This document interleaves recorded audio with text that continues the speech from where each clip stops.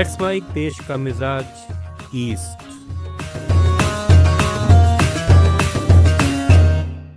नमस्कार। Let's mic देश का मिजाज और खबरें ईस्ट से।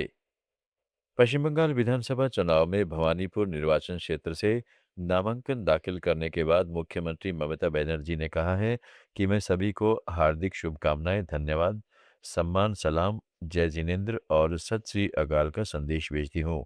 मैं कहना चाहती हूँ कि भवानीपुर निर्वाचन क्षेत्र के साथ साथ मैं हर केंद्र और हर क्षेत्र के लिए काम करूंगी। राज्य में हम सरकार बनाएंगे। সবাইকে নমস্কার নমস্তে জানিয়ে আপনাদের সকলকে অসংখ্য ধন্যবাদ জানিয়ে আমি আমার নমিনেশন যেমন ফাইল করলাম, আমি চাই আমার ভবানীপুর কেন্দ্রের সাথে সাথে 294টা কেন্দ্রে আমাদের তৃণমূল কংগ্রেস এবং জোড়া ফুল তাদের প্রত্যেকটা প্রার্থীকে ভোট দেওয়ার জন্য আমি বাংলার মানুষকে অভিনন্দন জানাবো। पश्चिम बंगाल के मुख्य निर्वाचन अधिकारी ने राज्य के जेल और सुधार गृह में कड़ी निगरानी के आदेश दिए हैं, जिससे जेल परिसर के भीतर से चुनाव प्रक्रिया में किसी भी प्रकार की बाधा को रोका जा सके। निर्देश में अनाधिकृत संचार या राजनीतिक गतिविधियों की योजना को विफल करने के लिए नियमित और अचानक तलाशी अनिवार्य की गई है। सुरक्षा बनाए रखने के लिए पैरोल, फरलो या अस्थायी रिहाई 6 मई तक निलंबित कर दी गई है। पश्चिम बंगाल में विधानसभा चुनाव के लिए उम्मीदवारों को लेकर कांग्रेस की दुविधा खत्म नहीं हो रही। पार्टी ने 7 सीटों पर उम्मीदवार बदल दिए हैं। जिन सीटों पर उम्मीदवार बदले हैं उन पर मतदान दूसरे चरण में 29 अप्रैल को होना है। कांग्रेस उम्मीदवारों की नई सूची पार्टी महासचिव के वेणुगोपाल ने जारी की है। इस सूची में कुल 8 उम्मीदवारों के नाम हैं। कांग्रेस ने हावड़ा विधानसभा सीट पर प्रणब भट्टाचार्य को उम्मीदवार घोषित किया है। यह इस सूची में एकमात्र नया नाम है। कांग्रेस ने नकाशीपाड़ा, छपरा, मंदिरबाजा, मीनाखा समेत 7 सीटों पर उम्मीदवार बदले हैं। बिहार के मुख्यमंत्री नीतीश कुमार अपना पद छोड़ने से पहले करीब 1 करोड़ जीविका दीदियों को नई सौगात देने जा रहे हैं। उनकी सरकार सभी जीविका दीदियों का बीमा कराएगी। इसके लिए राज्य की सभी ग्राम पंचायतों में 15 अप्रैल के बाद एक अभियान चलाया जाएगा।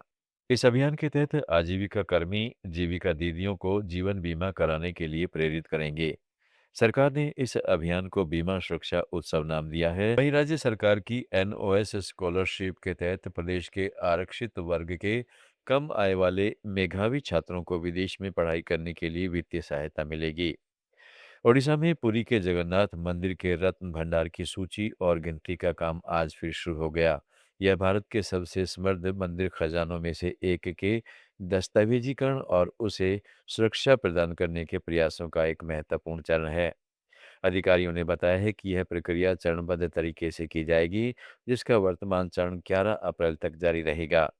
इसके बाद यह प्रक्रिया 13 अप्रैल से 18 अप्रैल तक फिर होगी। छत्तीसगढ़ के दुर्ग जिले में अफ्रीकन स्वाइन फीवर संक्रमण का मामला सामने आया है। संक्रमण की पुष्टि होने के बाद 83 सूरों को मार दिया गया तथा संक्रमण के बचाव के उपाय किए जा रहे हैं। जिले के धमधा विकास खंड में मुंडपार गांव के सुअर फार्म में एएसएफ संक्रमण पाए जाने के बाद पशुपालन विभाग ने अन्य सुअर पालकों को सतर्क कर दिया है। छत्तीसगढ़ में धर्म स्वतंत्र विधेयक पर राज्यपाल के हस्ताक्षर होने पर प्रतिक्रिया देते हुए कांग्रेस प्रदेश अध्यक्ष दीपक बैज ने कहा है कि यह विधेयक भाजपा के राजनीतिक एजेंडे का हिस्सा था, इसलिए बिना कानूनी पहलू का परीक्षण किए राज्यपाल ने हस्ताक्षर कर दिए। इस विधेयक के प्रावधान राज्य के विषय से बाहर हैं, इसलिए इसे राष्ट्रपति के पास अनुमोदन के लिए भेजा जाना चाहिए था। बैज ने कहा, अब उम्मीद की जाती है कि इस कानून का दुरुपयोग सरकार नहीं होने देगी।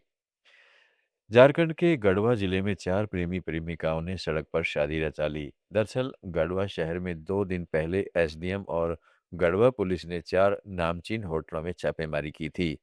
वहां 14 जोड़े आपत्तिजनक हालत में पकड़े गए जो देह व्यापार से जुड़े हुए थे।